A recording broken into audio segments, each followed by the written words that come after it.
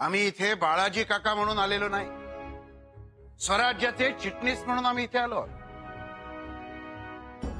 स्वराज्याच्या चिटणीसांचा मान युवराजांकडून राखला जाईलच. या बाळाजी काका या.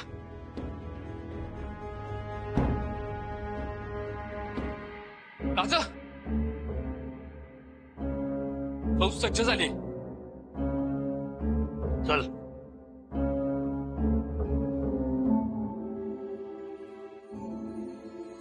आइए आइए सरदार साहेब, पधारिए. कशाला या? स्वागत है आपका. म्हणजे आता आमच्या गावात तू आमचं स्वागत करणार होय? बघितलं का, ह्यो समदा धूर ह्याच्यामुळे झालाय. मतलब? म्हणजे तू पेटवलंयस सगळं, अख्खं शृंगारपूर धुराचं लोटच्या लोट उठवलंयस की. माणूस माणसाला वळकना झालाय तुझ्यामुळं. कुठं आहेत आमचं बाळाजी पंत? जी वो अंदर है. मतलब ख्याली खुशाली विचारतायत. आली खुशाली जी. ह्यो लबाडीचा गोरखधंदा आता तरी बंद कर की. जाब विचारायला आलेला माणूस जाब विचारेल का ख्याली खुशाली विचारेल? साहब, वय जाब. खुलासा मनाजोगा मिळाला नाही तर सरळ अटक. पुढं बोलायला जीभ रेट ना आमची. काय असेल ते स्पष्ट बोला दादासाहेब, आम्हाला कल्पना आहे. जे हाय ते हाय, जे नाही ते नाही. युवराजने खुलासा मनाजोगा मिळाला नाही, युवराजांनी सहकार्य केलं नाही तर त्यासने अटक करा असा आदेश आलाय आबासाहेबांनी.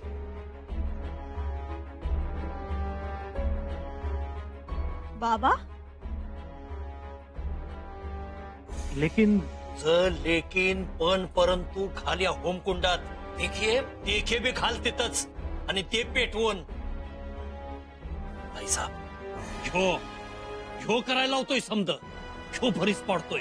युवराज ह्याचा ऐकत्या. मग आमचं दाजी साहेब भोळ सांब अडचणीत येत्या. आगी लावतोय कोण? ह्यो. देखिए गणोजी राजे, आज इथे पुण्यशील विधी संपन्न झालाय. शाक्त साधूंची इच्छा पूर्ण केली युवराजांनी, आणि साधूंनी सुद्धा युवराजांच्या सुखासाठी, समाधानासाठी, आरोग्यासाठी इथे अभिषेक केलाय. तर समजून घ्या. असं मग महाराज असले त्रास देणारा इति हा यो असा बोबाटा कशा पायी झालाय रे? पता नाही राज, यो अशीच वाट अडवून धरेल. चला आज जाऊन बघू बाळाजी पंतांना सहकार्य केलं का नाही, म्हणजे आदेशाची अंमलबजावणी करता येईल.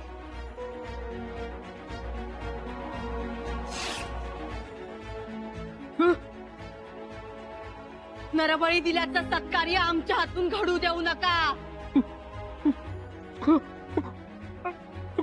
दादासाहेब,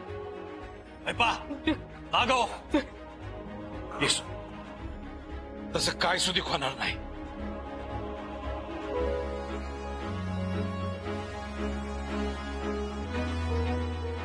साहेब, अटकेचा आदेश आलाय हे खरं आहे, पर असलं वंगाळ काम आमच्या हातनं कधी बी होणार नाही. अहो, तुमच्या कुकवाचं रक्षण करणारे आम्ही जलमभर तेच करत राहू. येसो, गणोजी राजांनी सांगितलं आमचा बी त्योच सबूत आहे. काय सुधी काळजी करू नका, अगदी बिनघोर राहा. भरताई साहेब,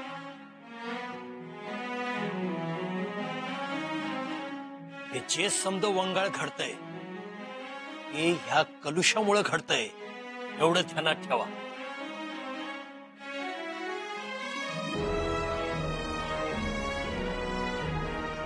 वहिनीसा, चला.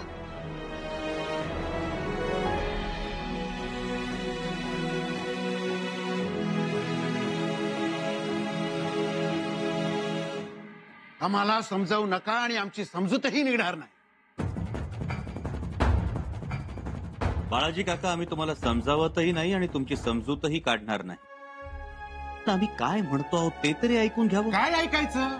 प्रत्यक्षात जे पाहिलंय त्याबद्दल ऐकायचं काय? काय पाहिलं बाळाजी काका? का तुम्ही त्या कलुषाच्या इतक्या आहारी गेलात? शाक्त पंथाला एवढी मिठी मारून का बसला? युवराज, तुम्ही इथे आलात कशासाठी आणि करताय काय? काय केलं आम्ही? काय केलं नाही तुम्ही? आणि जे जे केलं ते न सांगता न कळवता, युवराज, यालाच मनमानी म्हणतात. काय मनमानी केली आम्ही? तुम्ही सारा वसुलीमध्ये हस्तक्षेप केला. सारा वसुली माफ केली, त्यामुळे स्वराज्याच्या खजिन्यामध्ये तूट आली. म्हणजे वडिलांनी कमवायचं आणि मुलांनी गमवायचं. बाळाजी काका, हो परिस्थितीनंतर स्वराज्याची शिस्त प्रथम. आणि सारा माफी करायचीच होती तर चर्चा करायची, मंत्र्यांना विश्वासात घ्यायचं. हे काहीच केलं नाही. आणि भरीस भर म्हणून आखाडे काढलेत. कशासाठी? कुणाला विचारून? स्वराज्याचे युवराज आहोत आम्ही. प्रत्येक बाबतीत कुणाला तरी विचारायलाच हवं का?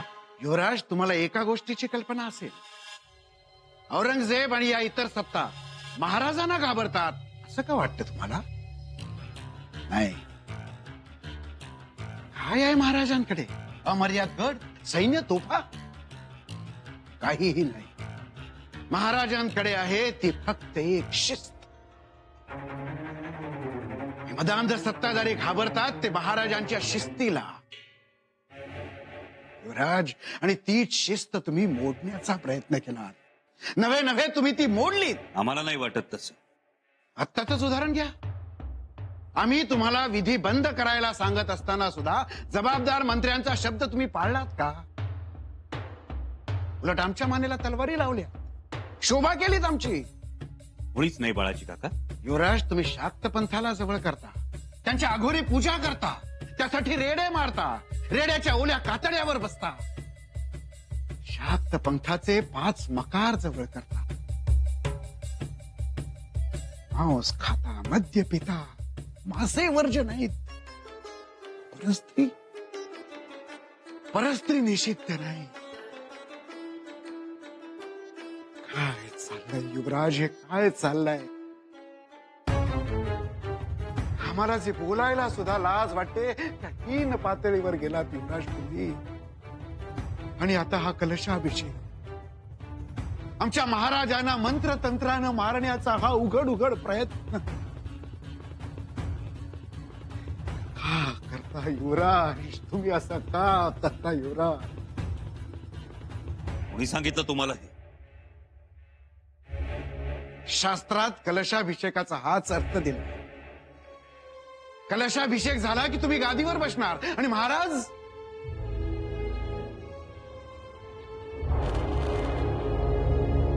महाराजांचं काहीतरी बरं वाईट होणार. युवराज, महाराज आमचं दैवत. त्यांच्याबद्दल असं करू नका हो युवराज. त्यांच्याबद्दल असं करू नका.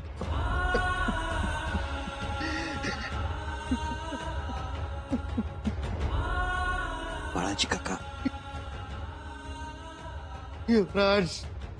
युवराज का केलात हा विधी? का केलात युवराज?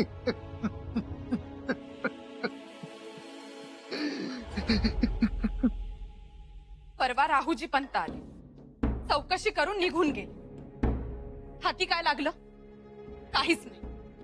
त्यानंतर स्वतः थोरल्या मातोश्री आले. त्या जणू काही निमित्ताची वाट बघत असल्या सारख्याच निमित्त शोधत होते. सापडलं निमित्त, केलं आकांड तांडव आणि गेल्या निघून. आता आलेत बाळाजी पंत. त्यांना तर काय अटक करा असेच आदेश दिले. त्यात कमी म्हणून की काय रायगडाने आमच्या बाबांना मध्ये घेतलं. म्हणजे आता नातही तोडायचं आणि मनही तोडायचं.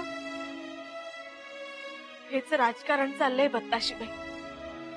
आणि हे सगळं आबासाहेब स्वराज्यात नसताना घडतंय. म्हणून आम्ही म्हणत होतो आबासाहेबांना कळवा, आबासाहेबांना कळवा. पण नाही ऐकलं आमचं. तुमचं ऐकायला पाहिजे होतं. हीच तर अडचण आहे ना वहिनीचा. दादासाहेबांना सगळ्या गोष्टी सोप्या वाटतात, सगळ्या गोष्टी सहज वाटतात. पण लोक लोक किती हुशार, किती नजर ठेवून असतात. त्यांना फक्त एखादी संधी सापडण्याची खोटी, लगेच होत्याचं नव्हतं करून टाकतात. खरंय हो. पण आबासाहेबांच्या कानावर जर ही गोष्ट गेली असती तर आले असते का ते अटकेचे आदेश? नसते आले. आणि बाळाजी पंत ते तरी आले असते? झाली असती का त्यांची एवढी हिंमत?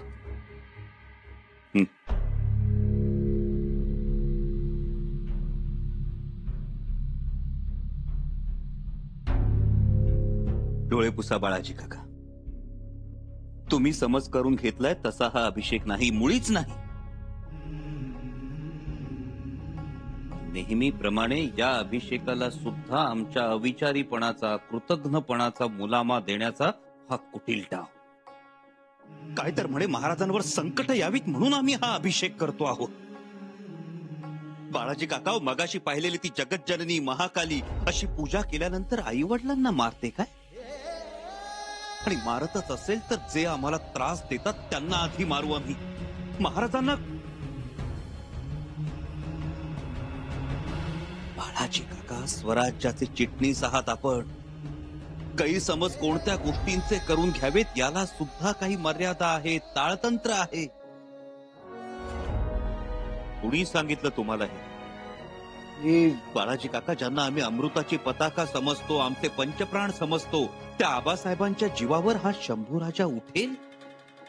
राज, पण बोभाटा तर तसाच आहे स्वराज्य.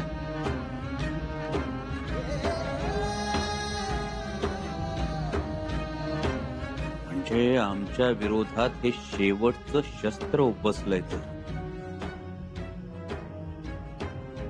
आम्ही जन्मदात्या बापाच्या जीवावर उठलो म्हणजे रयतेच्या मनातून उतरू. त्यांच्या नजरेत आम्ही बाप मारे ठरवू, उलट्या काळजाचे ठरवू. आमच्या कुटुंबाच्या मनात आमच्याविषयी घृणा, तिरस्कार उत्पन्न होईल, नाचक्की, नामुष्की होईल आमची. आजी काका, कशासाठी हे राजकारण? म्हणजे हे होय बाळाजी काका. सुरुवातीला सुनिसांची मुलगी गोदावरीवरून आम्हाला बदनाम करण्याचा प्रयत्न केला गेला. आमचं चारित्र्य हनन करण्याचा कुटील डाव खेळण्यात आला. पण ती लढाई आम्ही जिंकलो. कलंक लागता लागता बचावलो. पण लगेचच विषप्रयोगाच्या आरोपात आम्हाला अडकवण्यात आलं. आम्ही महाराजांवर विषप्रयोग केला असा करणाऱ्यांनी बोभाटा केला. खुद्द महाराजांनी निर्वाळा दिला, वैद्यांनीही सांगितलं अन्नातून बाधा झाली होती म्हणून. आणि त्या आरोपातूनही आम्ही सुटलो. मग आमच्या धैर्याचं खच्चीकरण करण्याचा प्रयत्न करण्यात आला. सगळी तयारी झालेली असतानाही आम्हाला दक्षिण मोहिमेवर जाऊ दिलं नाही. का तर तिथे पराक्रम गाजवल्यास महाराजांच्या नजरेत भरू. दूर ठेवला आम्हाला मोहिमेपासून. आम्ही ठरवलं रायगडावर राहायचं. पण तिथेही मंत्री म्हणालेच, जर युवराज रायगडावर राहिले तर आम्ही राहू शकणार नाही. म्हणून आम्हाला शृंगारपुरात पाठवलं. एवढा मोठा रायगड, 12 महाल, 18 कारखाने, जग दुनिया जीव टाकायला रायगडावर येते आणि आम्ही इथे शृंगारपुरात आलो. पण इथे आलो आणि रयतेचं दैन्य दिसलं, गरिबी दिसली. म्हणून सारा माफी दिली तर केवढी राळ उठवण्यात आली. आम्ही अश्वदळ उभं केलं तर त्याचीही चौकशी करण्यात आली. भाजीच्या देठाचं सुद्धा रक्षण करा ही महाराजांची शिकवण आहे. आम्ही लोकांचे जीव वाचवले. तरुणांमध्ये चैतन्य यावं म्हणून बलोपासना सुरू केली. आखाडे उभारले. स्वराज्यात मोगलांच्या तोडीचं अश्वदळ नव्हतं, आम्ही ते उभं केलं, जे आणखी वाढेल आणि उद्या वेळ पडली तर दिल्लीला सुद्धा धडक देईल. आमचं सोडा, पण निदान घोड्यांच्या पाठीवर तरी शाबासकीची थाप द्यायची होती. तिरस्कारच करायचा, तक्रारीच करायच्या म्हटल्यावर कौतुक तरी कसं करणार?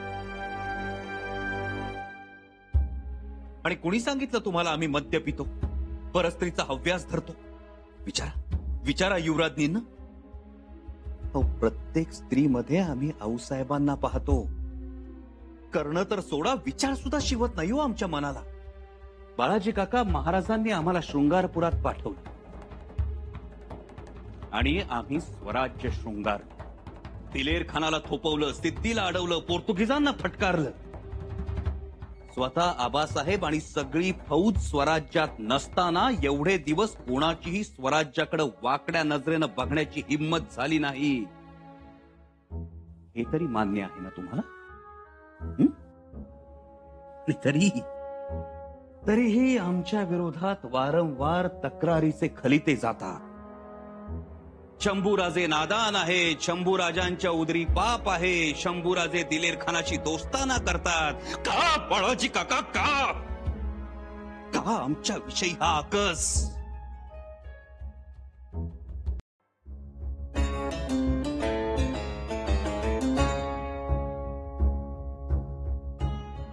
युवराज, आता आमच्या ध्यानात गोष्टी यायला लागल्यात. या सगळ्याचा अर्थ काय ठाऊक आहे बाळाजी काका? आम्हाला युवराज पदावरून काढून टाकायचं आहे. आमचं युवराज पद. युवराज, मग मंत्र्यांची कान उघडणी का नाही केली? राणू अक्का म्हणत होत्या, पण आम्हीच विचार केला. महाराज स्वराज्यात नाहीत, ते एकदा परतले की सगळ्या गोष्टींचा सोक्षमोक्ष लावताच येईल. तेही योग्यच केलं युवराज. बाळाजी काका, अजूनही आपल्या मनात काही शंका असतील तर करा आम्हाला अटक, ठोका आम्हाला बेड्या आणि घेऊन चला रायगडावर. युवराज, युवराज अहो लाखात एक आहात, एवढंच नाही, सवाई शिवाजी आहात. चूक आमच्याकडूनच झाली.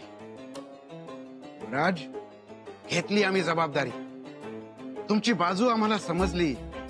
जणू काली मातेचा प्रसादच मिळाला.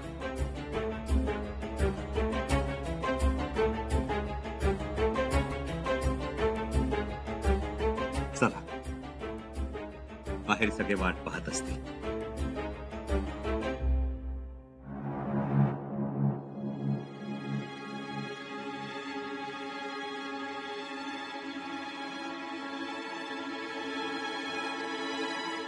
युवराजनी, पिलाजीराव, आमच्या शंकेचं निरसन झालं. काय? शंकेचं निरसन झालं? अरे वा वा वा, म्हणजे देवच पावला की. फक्त देवच नाही तर देवी सुद्धा पावली. जय मा चंडी. खरंच देव आणि देवी दोघंही पावले. आमचे डोळे उघडले. मगाशी इथे जसा धूर होता तसाच तो आमच्या मनातही होता. तो धूर, तो धुरकटपणा खरंच दूर झाला. आम्ही लय धास्तावलो होतो.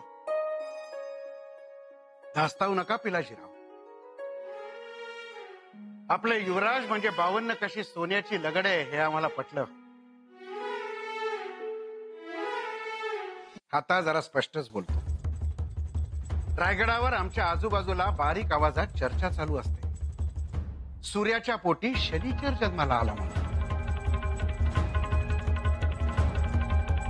नाही, सूर्याच्या पोटी सूर्यच जन्माला आलाय. बर, आता वाड्यावर चला. तुमच्या पंक्तीचा आम्हाला मान लाभू द्या. नाही पिलाजीराव, तेवढा वेळ नाही आमच्याकडे. अहो, असं का म्हणताय? शृंगारपुरात तुमचं येणं कधीतरी साठी समस्येला होणार. शिरक्यांचं पाहुणचार तरी बघा. आबा म्हणतात तर चला की. होय, खरं सांगू का, कधी एकदा रायगडी जातोय आणि हा सगळा वृत्तांत तिकडे सांगतोय असं झालंय मला. पण त्याने रायगडावर काही फरक पडेल? हा नाही, युवराजांचा खुलासा ऐकल्यावर आमच्या मनातला त्यांच्याबद्दलचा आदर आणखी वाढला. ते चुकत नाही, काहीही वावगं करत नाही. गुणा अनुक्ता पिते स्वयं यांती प्रकाशतां छाद्यमानापि सौगंध्यम उद्वम देवमालती. गुण कितीही झाकून ठेवण्याचा प्रयत्न केला ते प्रकट होतातच. तसंच फुललेली जाईची वेल कितीही झाकून ठेवण्याचा प्रयत्न केला तिचा सुगंध आसमंतात दरवळतो. तोच सुगंध घेऊन आम्ही रायगडावर जातोय. म्हणजे ह्या मोहर सगळं ठीकठाक होईल अशी आशा बाळगाय हरकत नाही. व्हायलाच पाहिजे. पण बाळाजी काका, एक वेळ झोपलेल्या माणसाला जागा करता येत, पण झोपेचं सोंग घेणाऱ्यांना जागा करणं महाकठीण. नाही युवराज, यावेळी वेगळा अनुभव आहे. वेगळा अनुभव. बाळाजी काका, टरफल काढलेला तांदूळ कितीही उपजाऊ जमिनीत पेरला तरी उगवत नाही तो.